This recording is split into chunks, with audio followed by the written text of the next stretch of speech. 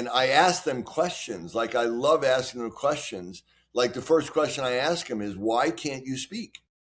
And they'll tell you if you ask them, but nobody, even the parents, don't ask them that question. Even people that are spelling, I say, have you ever asked them? And they tell me the same thing. I don't feel my body. I can't move my body.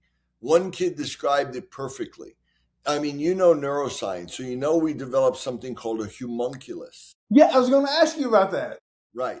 So as we're developing in the right brain, in the parietal lobe, we develop what's called a sensory homunculus, which is a distorted 3D map of the body.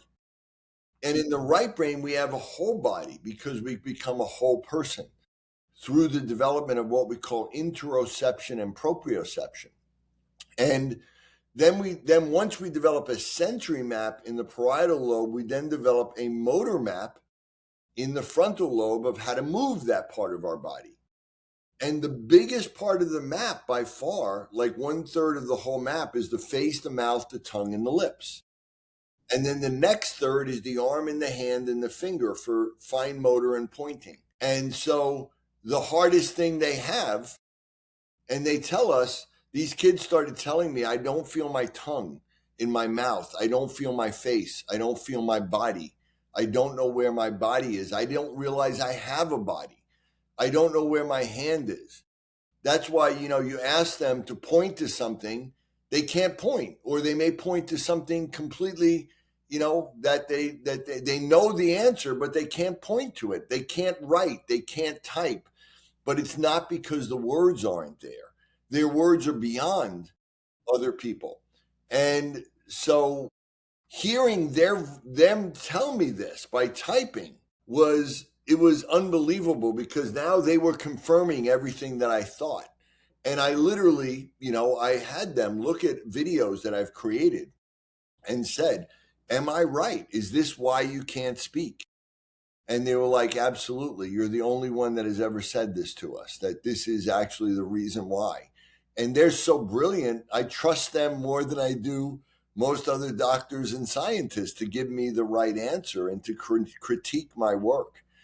And, they give me the most fascinating, and they literally describe, they'll say to me, there's a battle going on between my right and left side. And the left brain is too dominant, and it won't give up control, and it won't let that right brain come up. And that is exactly what's happening in their brain. And this is their words, they're typing, they're saying this. And it's really unbelievably amazing. And it's something that I continue to want to research and understand it. And, and they all say, almost all of them will say, please help me speak. Please help me stop stimming. They want that, right? So, that's my goal, is to try to give them the voice. And the majority of the time we do. The majority of the time we do give them the ability to speak. Not always fully, but they're able to speak and communicate at a much higher level. And, the longer we work with them, the more that changes. So that's probably my greatest accomplishment, is to be able to do that for somebody.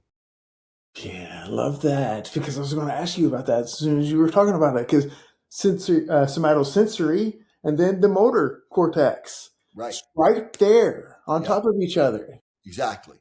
And the thalamus is. But you won't develop the motor map until you develop the sensory map. Yeah. Right? Yeah. And one kid said it to me perfectly. I said to him, why can't you speak? And he said, I don't see my body in my brain. And so therefore I can't move my body myself the way I want to. They stim, they tick, they move, they look like they're doing complex movement, but none of it is under their control. Yeah. It's just automated actions, and they don't even want to be doing most of the things that they're doing. And, again, this is what they tell us. And if you've read books, there's a lot of really good books out there by non-speaking adults that have, can type and spell. And this is how they describe it. This is absolutely. And they tell me all the time, that this treatment is helping me, and they've helped guide me to tell them, do this way and help me get better.